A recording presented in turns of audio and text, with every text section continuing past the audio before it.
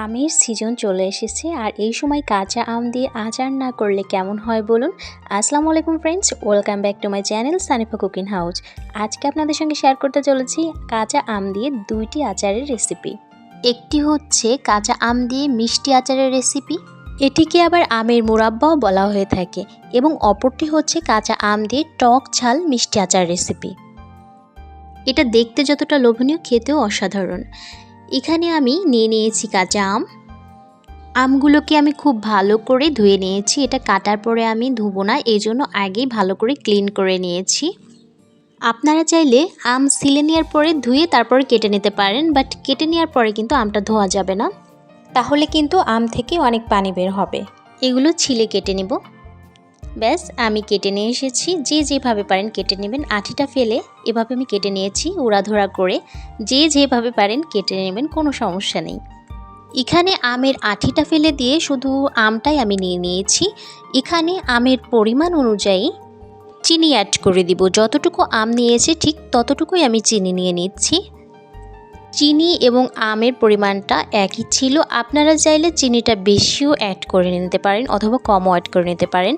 মিষ্টির ব্যালেন্স ঠিক রাখার জন্য আমি দিয়ে দিয়েছি 1 চা চামচ লবণ এবং দিয়ে দিচ্ছি তেজপাতা। আমটা কিন্তু টক, এই জন্য লবণটা কিন্তু দিতেই হবে মিষ্টির ব্যালেন্স ঠিক রাখার জন্য। এবং এলাচ, লবঙ্গ, দারচিনি দিয়ে দিয়েছি। এগুলো যখন হয়ে আসবে তখন উঠিয়ে ফেলে দিলেই হবে। আম থেকে কিন্তু অনেক পানি বের হয়েছে, আমি কিন্তু পানি অ্যাড করিনি। তো এইভাবে পানি বের হবে, ভয় পাওয়ার কোনো কারণ নেই। এটা জ্বালিয়ে নিলেই পানিটা টেনে আসবে। ঢাকনাতে ঢেকে আরও কিছুক্ষণ জ্বালিয়ে নিব। ঢাকনাটা উঠিয়ে দেখতে পাচ্ছেন চিনির পানি গলে এবং আমের পানি মিশে অনেক পানি হয়েছে। তো আমি এভাবে একটু মিক্স করে নিচ্ছি। এভাবে কিন্তু ভয় পাওয়ার কোনো কারণই নেই, কারণ কিছুক্ষণ জ্বালিয়ে নিলেই দেখবেন এটার পানি টেনে এসেছে। ভিডিওটি কন্টিনিউ করুন, বুঝতে পারবেন। এ পর্যায়ে কিন্তু চুলাটা একেবারে হাই হিটে থাকবে, লো অথবা মিডিয়াম করা যাবে না।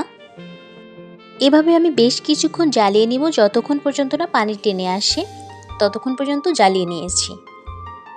আপনারাও যতক্ষণ পর্যন্ত পানি টেনে না আসছে ততক্ষণ জ্বালিয়ে নেবেন। এখন তেজপাতা, লবঙ্গ, এলাচ এগুলো ফেলে দিলেই হবে, যাতে করে খাওয়ার সময় বিরক্তিকর না লাগে। তেজপাতা, এলাচ, লবঙ্গ এগুলো না দিলেই নয়, এগুলো দিতেই হবে, কারণ ফ্লেভারের জন্য এর ভূমিকা অপরিসীম। এগুলো আচারে অনেক অনেক সুন্দর একটা ফ্লেভার এনে দেয়, অনেক মজা লাগে খেতে আরও। তো দেখতে পাচ্ছেন এভাবে পানি টানিয়ে নেওয়ার পরে খুব চমৎকার একটা কালার চলে এসেছে। এভাবে যতক্ষণ পর্যন্ত নাড়তে থাকবেন আরও সুন্দর কালার আসতে থাকবে। তবে খেয়াল রাখতে হবে পুড়ে যেন না যায়। এখানে দিয়ে দিচ্ছি 1 চা চামচ ভাজা জিরার গুঁড়ি। এটা দিলেও হবে, না দিলেও হবে, এটা আপনার উপর ডিপেন্ড করছে, না দিলেও হবে। তো এগুলোকে খুব ভালো করে মিক্স করে নিচ্ছি। এ পর্যায়ে চুলা লো হিটে আছে। এর উপর দিয়ে জাস্ট হালকা একটু চিলি ফ্লেক্স দিয়ে দিব। দেখতে পেয়েছেন খুবই সামান্য পরিমাণে, সুন্দর একটা ফ্লেভার আসবে চিলি ফ্লেক্সের, সেই জন্য ঝাল হবে। আমি কিন্তু সেই জন্য দেইনি, আমি অর্ধেকটা উঠিয়ে রেখেছি। এবং এখানে দিয়ে দিচ্ছি পরিমাণ মতো শুকনা মরিচের গুঁড়া। এখানে অন্য একটা আচার রেসিপি তৈরি হবে, আমি ফার্স্টেই বলে নিয়েছি যে 2টা হবে। তো এখানে আরও 1 চা চামচ ভিট লবণ দিয়ে দিলাম, মানে পাথরি লবণ। এরপরে হচ্ছে দিয়ে দিয়েছি 1 চা চামচ মেথি, মানে ওই যে 5 ফোড়নের গুঁড়ি বলতে পারেন, এবং দিয়ে দিয়েছি চিলি ফ্লেক্স। এখানে আপনারা মানে 5 ফোড়নের গুঁড়িটা না দিয়ে শুধু জিরার গুঁড়িটাও ইউজ করতে পারেন।